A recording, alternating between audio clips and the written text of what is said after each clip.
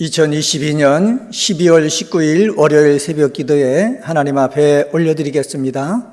오늘 주시는 하나님의 말씀은 열왕기 상서 14장 1절서부터 31절에 있는 말씀입니다. 열왕기 상서 14장에 있는 말씀 봉독하겠습니다.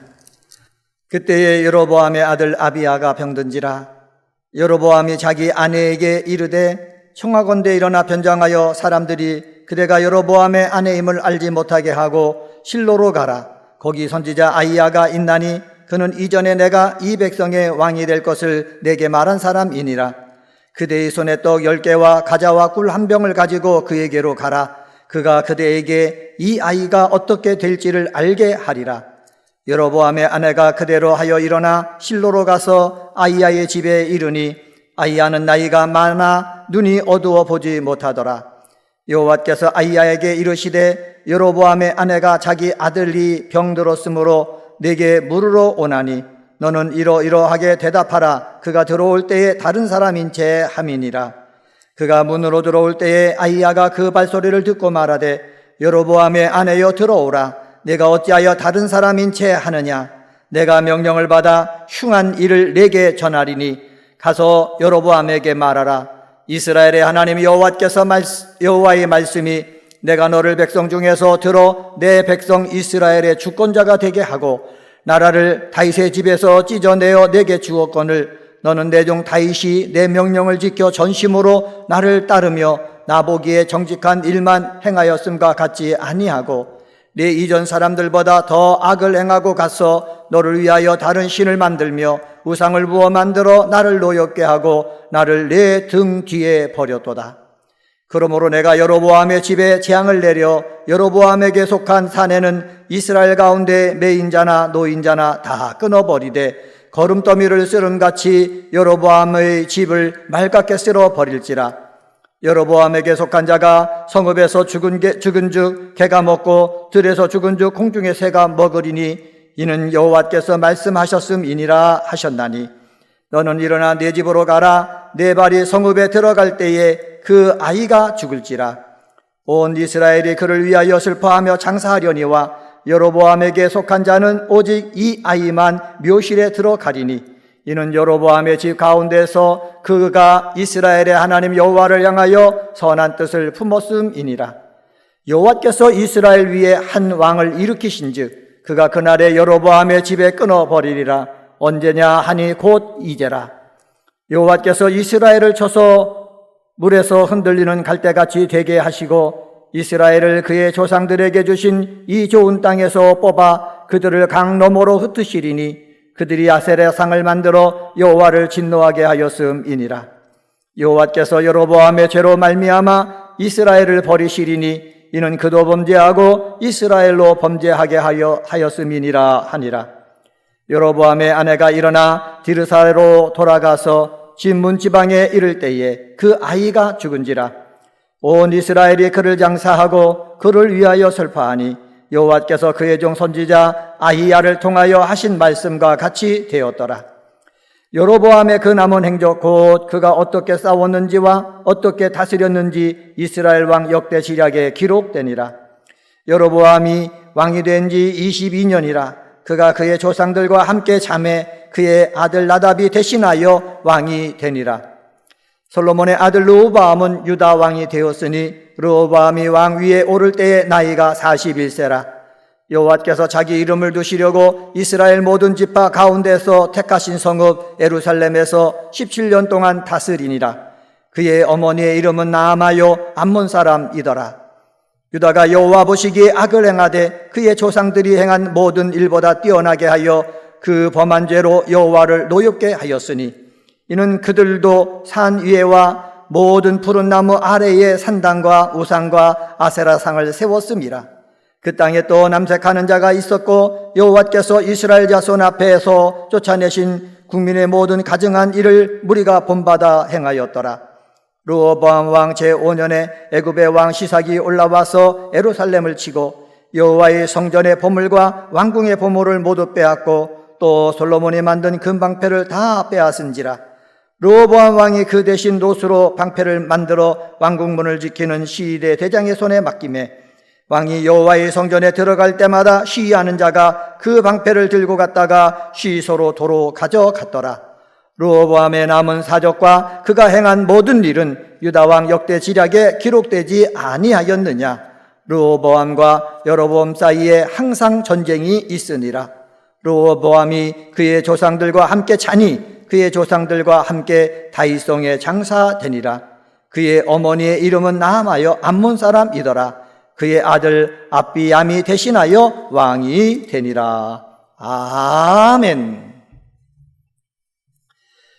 열왕기상 14장 말씀을 봤습니다. 오늘은 북이스라엘의 여로보암과 아비야 그리고 남유다의 르호보암을 통해서 받은 교훈을 가지고 성도가 추구해야 할 삶의 모습이란 제목으로 말씀을 전합니다. 첫 번째 1절서부터 11절에 보면은 여로보암 왕을 통해서 우리가 받을 교훈이 있습니다. 그것은 바로 뭐냐? 세워주신 기대에 부응하는 성도가 되어야 된다라는 말씀입니다. 하나님은 솔로몬과 르므의 죄를 보시고 나라를 찢어 여로보암에게 주셨습니다. 여로보암이 다윗이 가졌던 믿음을 본받아 나라를 다스리기를 원하셨기 때문입니다. 그런데 여로보암은 하나님께서 10개의 지파를 대표하는 북이스라엘의 왕으로 세움을 받았는데 어떤 삶을 살았습니까?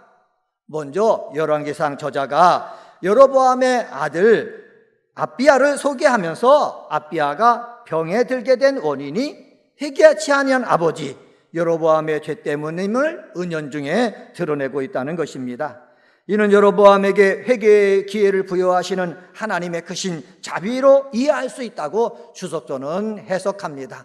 회개할 수 있는 기회가 주어졌을 때에 이것을 깨닫고 회개하는 사람이 복된 사람이는 것이고, 회개하는 기회가 주어졌음에도 불구하고 깨닫지 못하고 회개하지 못할 때는 어떻게 되는 것입니까? 하나님의 심판을 받게 되는 것입니다. 여로보암에 대해서 아히야 선지자를 통해서 말씀해 주신 평가는 어떠합니까? 여러분 9절 말씀 보시기 바랍니다. 9절에 이렇게 말씀합니다. 내 이전 사람들보다 더 악을 행하고, 여로보암에게 내 이전 사람들보다 더 악을 행했다. 가서 너를 위하여 다른 신을 만들며 우상을 부어 만들어 나를 노엽게 하고 나를 내 등 뒤에 버렸다. 이렇게 말씀하고 있습니다. 우상 숭배라는 악행이 자신을 위한 이기적인 욕심에서 비롯된 것임을 말해주고 있는 것입니다. 여로보암이 우상화 정책을 펼쳤던 근본적인 이유는 백성들의 편리를 위한 것도 아니고 북이스라엘의 단합을 위한 것도 아니고 여로보암 자신을 위한 것임을 역대기 기자는 고발하고 있습니다. 다른 신들, 부어 만든 형상들이라고 얘기했지 않습니까? 이것은 금송아지 우상을 지칭하는 것입니다. 또 하나님께서 말씀하지 않습니까? 나를 내 등 뒤에 던져버렸다. 나를 내 등 뒤에 던져버렸다. 이 말은 무엇입니까? 하나님에 대해서 어떤 관심도 가지지 않고 완전히 무시하겠다는 강력한 의지를 표현하는 것입니다. 하나님께서는 여로보암으로 인해 가지고 모욕과 경멸을 받으신 것입니다. 사랑하는 성도 여러분, 하나님이 세워주셔가지고 화려하게 출발을 했으면은 하나님의 축복을 받아서 10개의 지파로 뭉쳐진 북이스라엘을 더욱더 번영시켜야 될 책임이 누구에게 있는 겁니까? 여로보암에게 있는 것입니다. 그런데 다른 사람보다 더 악행을 행함으로 말미암아 어떻게 해요? 멸망의 길로 빠져 들어갈 수밖에 없게 만들었다라는 사실입니다. 성도 여러분, 하나님이 세워주셨으면은 하나님의 기대에 부응할 줄 아는 우리 은혜광성의 성도님들이 되어지기를 주님의 이름으로 간절히 축원합니다. 세상에 나가서도 나를 세워줬으면 그 세워준 사람의 기대에 부응해가지고 많은 열매를 맺어 하나님 앞에 영광 돌리고 내가 속한 공동체에 유익이 되는 성도님들이 다 되시기를 예수님의 이름으로 간절히 축원합니다.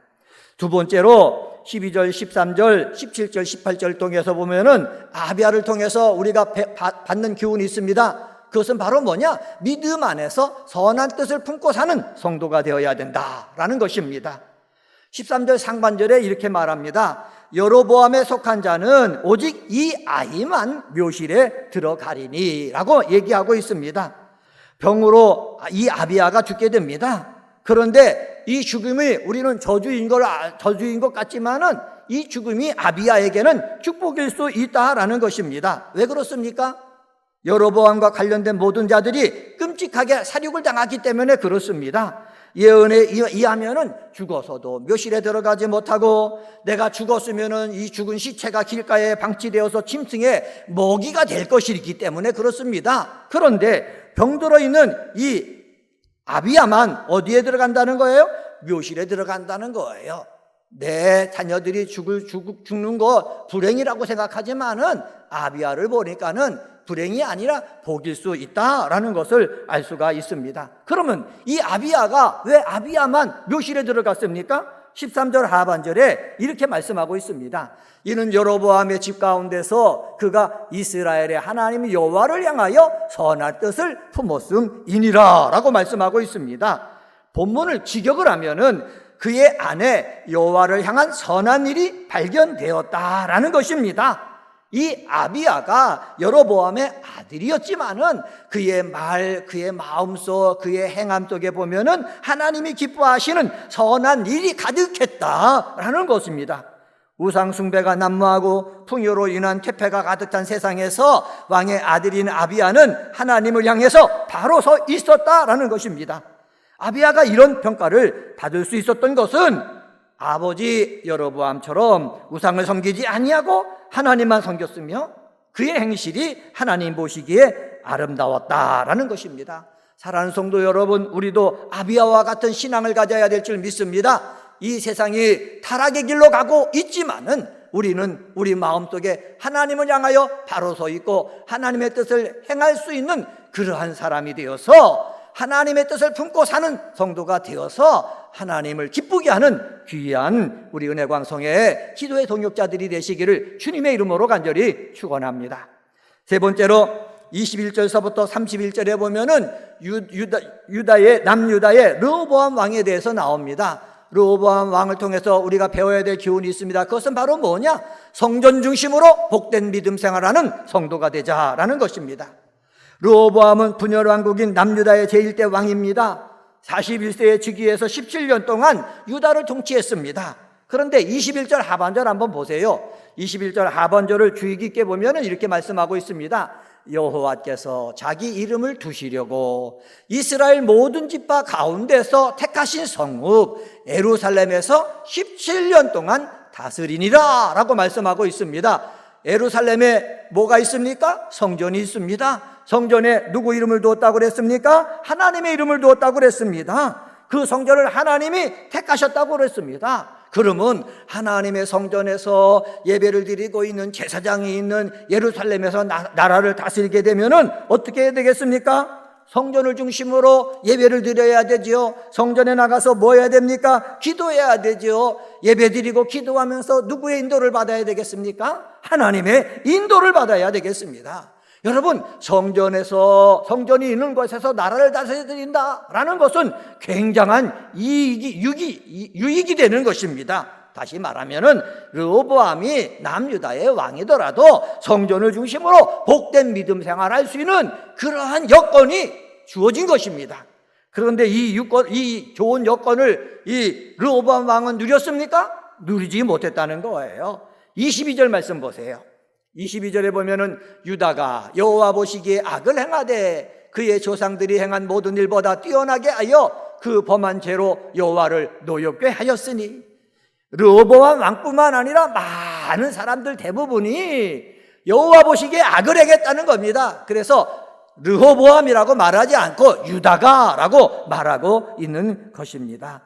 사랑하는 성도 여러분, 우리 주변에 가까이에 성전이 있습니까? 그러면 이 성전 중심으로 예배 생활하고 기도 생활해가지고 하나님의 인도를 받아서 내 삶이 복되게 만드는 것이 우리들이어야 되는 것입니다. 그런데 성전이 옆에 있고 새 성전이 가까이 있어도 성전 중심으로 살지 않고 기도하지 아니하고 예배 드리지 아니하고 타락해서 우상을 섬기고 타락해서 세상 사람들보다 더 악해져서는 안 된다라는 말씀입니다.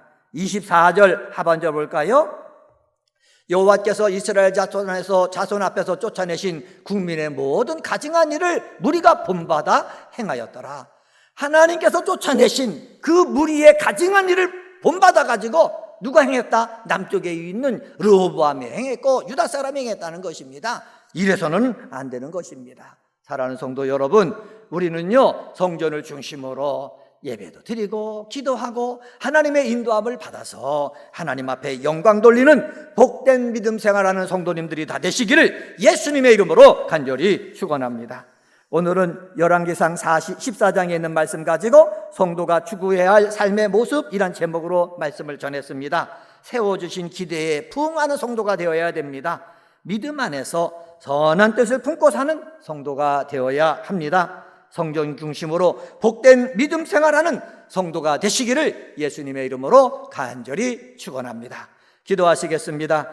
할렐루야. 하나님 아버지 감사합니다. 성도가 추구해야 될 삶의 모습을 우리에게 말씀해 주시니 감사합니다. 세워주신 기대에 부응하는 성도님들 다 되게 하여 주옵소서. 믿음 안에서 선한 뜻을 품고 사는 성도들 되게 도와주시고 성전 중심으로 복된 믿음 생활하여서 하나님의 영광을 드러내는 성도들이 되게 하여 주시옵소서. 2022년도 우리의 기원이 있습니다. 모이기를 힘쓰는 교회가 되기를 원합니다. 소망으로 모이는 교회, 격려하며 모이는 교회, 습관 따라 모이는 교회 되도록 하나님 역사하여 주시옵소서. 하나님 아버지, 몸된 교회 아버지를 위해서 귀한 일꾼들을 아버지 피택할 수 있게 하여 주시니 감사합니다. 장로님, 아버지 안수 집사님, 권사님으로 피택된 자들 훈련을 잘 받아서 하나님 나라, 하나님의 뜻이 이 땅에 이루어지게 하는데 쓰임받는 귀한 일꾼들 되도록 역사하여 주시옵소서. 우리 사랑하는 성도들 가운데서 몸이 아픈 사람들이 있습니다. 주의 이름으로 부르며 기도할 때에 주께서 역사하여 주셔서 아픔으로부터 자유로워지도록 치유하여 주옵소서. 만남의 복을 아버지 간구하는 자가 있습니다. 좋은 사람 만나게 하여 주옵소서. 좋은 거래처 만나게 도와 주시옵소서. 삶을 살면서 행복하게 살게 하시고 삶을 살면서 소망을 이루는 삶이 되어지도록 하나님께서 도와 주시옵소서. 하나님 아버지, 태의 열매를 원하는 귀한 가정도 있습니다. 귀한 아버지 생명을 주님께서 허락하여 주셔서